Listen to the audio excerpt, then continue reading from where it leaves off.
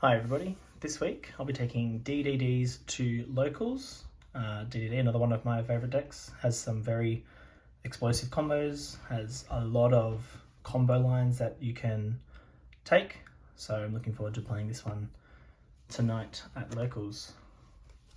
For the main deck, playing 3 Ragnarok, 1 Chaos King Apocalypse for the DDDs, then for the Savants, 3 Copernicus, 3 Kepler, and then going into the other DD monsters, triple Swirl, triple Necro, triple Lamia, and 1 Ghost. So that's all of the DD monsters we're playing.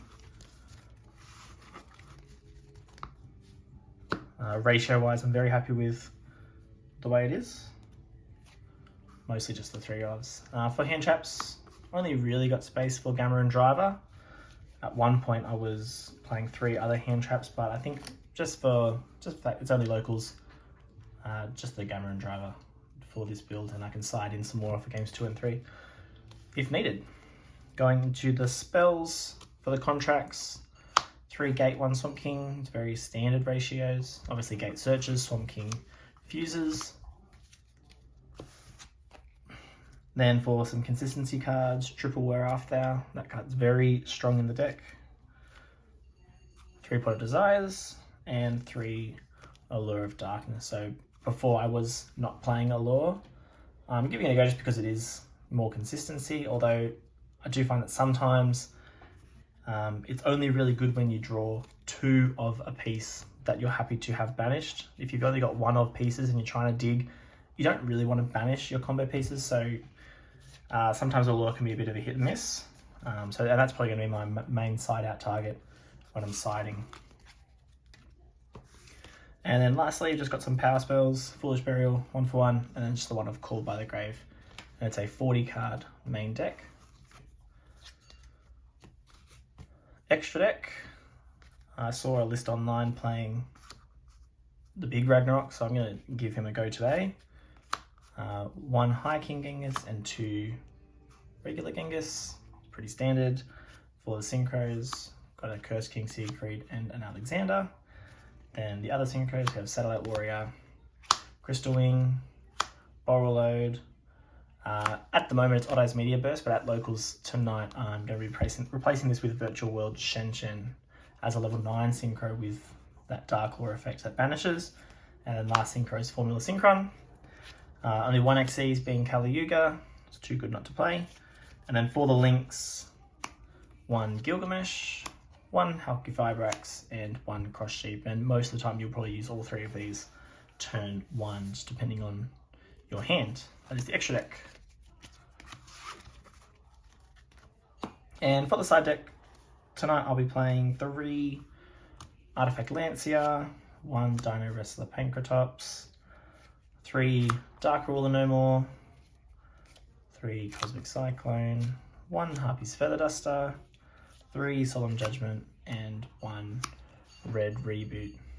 The logic being Judgment comes in when going first, Dark Ruler goes in generally on combo matches going second, then this collection will come in against the control decks, and then Lancia is just a tech for tonight. Not sure what kind of decks we're facing, but Lancia is pretty good against a lot of meta decks. So we'll see how this goes.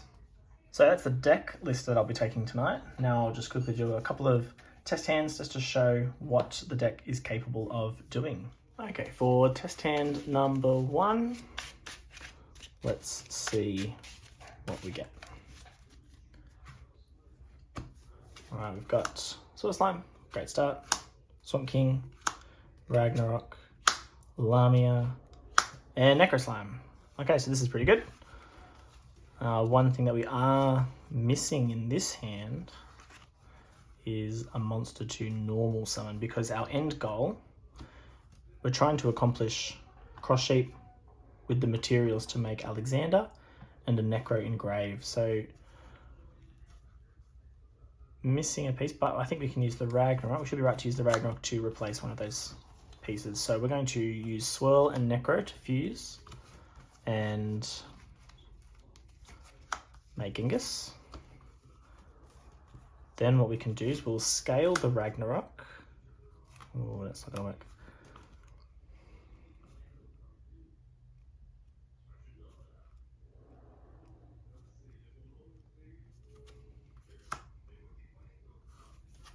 Scale the Ragnarok. We're going to banish the Swirl Slime to summon Lamia, which will trigger Genghis to summon back the Necro Slime. Now we're going to do this in a bit of a different order, but we will synchro summon using those now to make Gust King Alexander, which will now trigger our Ragnarok and will revive back Genghis. So this is going to get us to our setup. Genghis and Necro can link into Cross Sheep. So now I've got a Cross Sheep and an Alexander, which is where we want to be because we've got our Necro and our Genghis Engrave. So we're going to banish Necro and Genghis to fusion summon, and we're fusion summoning our high Flame King Genghis. It's important to put it into the Cross Sheep zone, but we're not triggering Cross Sheep just yet. On the summon of Genghis, we can then trigger Alexander to summon a level 4 or lower DD monster, and that's going to be Lamia coming back. And we're going to synchro Lamia and Alexander into Crystal Wing. Now, because we've got a synchro monster, we can then trigger Cross Sheep. So Cross Sheep's going to get 2 effects because we're pointing to a fusion and a synchro. All monsters will gain 700 attack, and we'll target a level 4 or lower monster and reborn it. So again, Lamia is going to come back, and Cross Sheep is going to, sorry, not Cross Sheep, Genghis, because the DD was summoned, will bring back Alexander. And from here,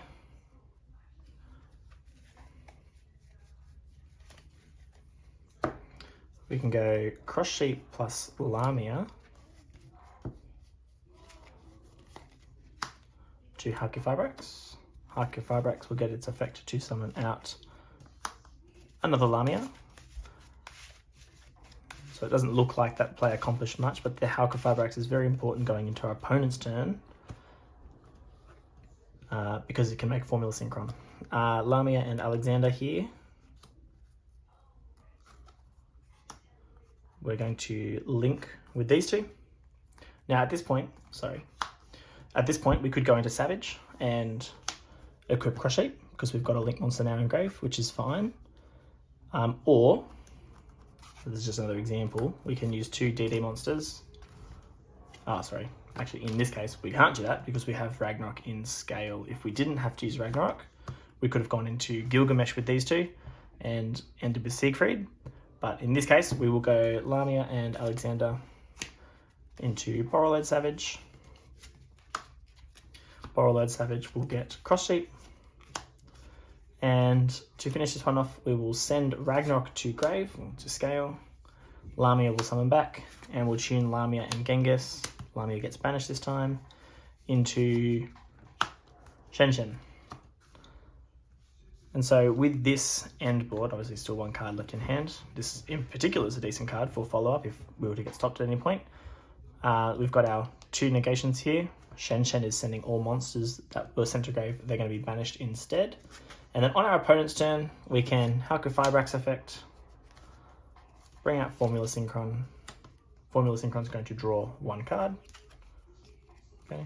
And then we can synchro using our Formula Synchron. Now, depending on when this happens, if Shenshen is still on board, if they haven't outed it, then unfortunately our monsters will get banished, which means that the pop that we get from Satellite Warrior, so when we go Synchron and Crystal Wing, for example, into Satellite Warrior, will just be 1 pop because it's based on the Synchron monsters in our graveyard, and Synchron and Crystal Wing will get banished because of Shenshen.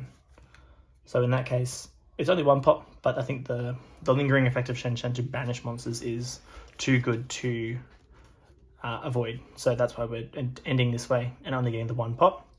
Alternatively, if we didn't go for Shenshen, we would still have our Genghis on board, and our pop would be 3 pops because we would have all 3 of these in Grave. But that's test hand number 1. Okay, getting ready for test hand number 2.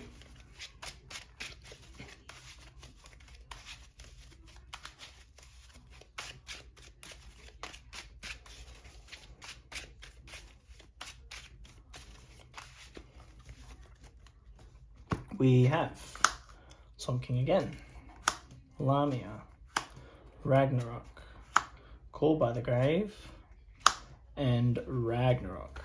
So this hand is not very good.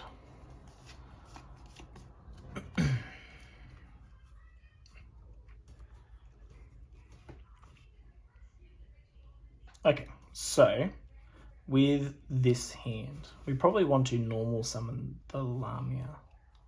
That'll get us a synchro on field, a tuner on field.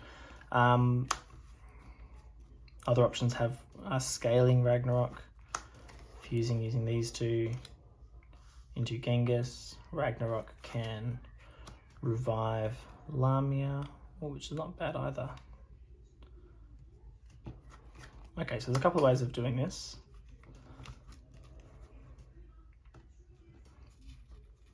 Okay, let's see what happens if we do it this way. So we'll scale Ragnarok, we'll activate Dark Contract with the Swamp King, and we're going to fuse Lamia and Ragnarok into a Genghis. This would then trigger this Ragnarok to revive one from the grave. And we'll bring back Lamia. And Genghis can bring back Ragnarok. From here, we can synchro.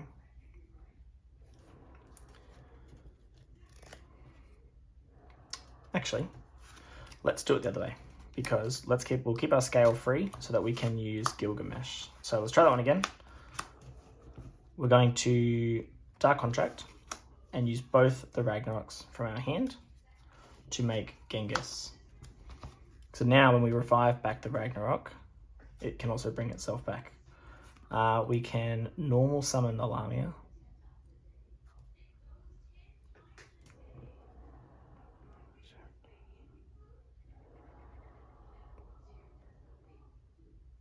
Yep, we'll normal summon the Lamia, and what we'll do is we'll use these two to go straight up into Gilgamesh. Now, we're going to be locked into DDs here. We haven't used Genghis's effect to summon back from the graveyard yet, and Gilgamesh is going to trigger. Gilgamesh is going to get our third Ragnarok from the deck, as well as our Chaos King Apocalypse, and put them into the scales. And we take 1,000 damage at that point. What we can do here is we'll use Chaos King Apocalypse in scale. We can banish 2 DDs to summon itself out, which will then trigger Ragnarok to revive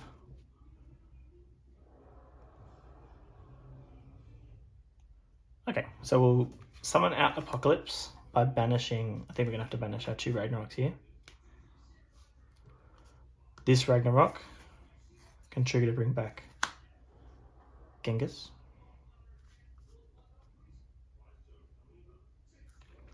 Genghis hasn't used its effect yet, but I don't think in this situation we're even going to be able to use its effect.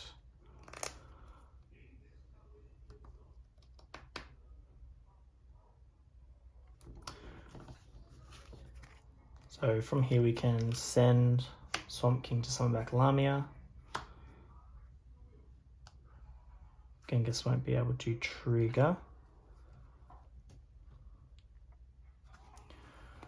Okay, so this test hand is not going to be nearly as exciting. So all we can really get to here is Siegfried, because if we go into Alexander with these 2, Lamia would get banished, we'd have an Alexander on field, and can't really do anything with that. So we can go Lamia, banish, Apocalypse to scale, and summon Siegfried. So it wasn't that fantastic. The hand itself wasn't fantastic, so ending on a spell trap negate we'll have to do for that one. Okay, getting ready for our last test hand.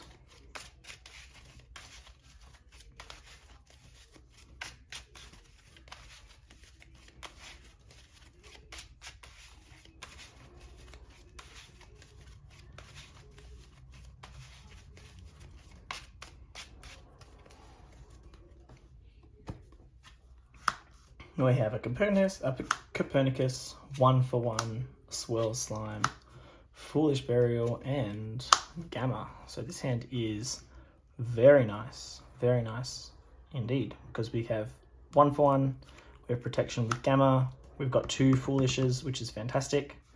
There's a lot going on with this hand. So what we will do here is we'll activate 1-for-1, and we're going to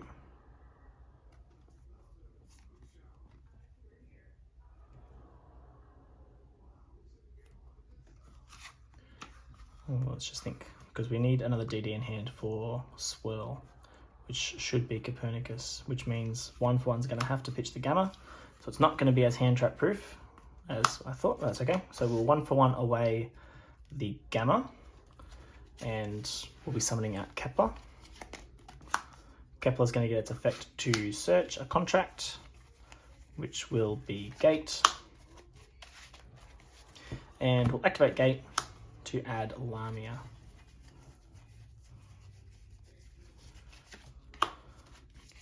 Now for this hand, we're not going to really need the Foolish Burial. We can do everything we need with the rest of the cards in our hand. So we can just hold on to that, and if we need it, we need it. If we were hand trapped at any point. But we'll go Swirl and Copernicus to make Genghis. And then we're going to banish the Swirl. Oops.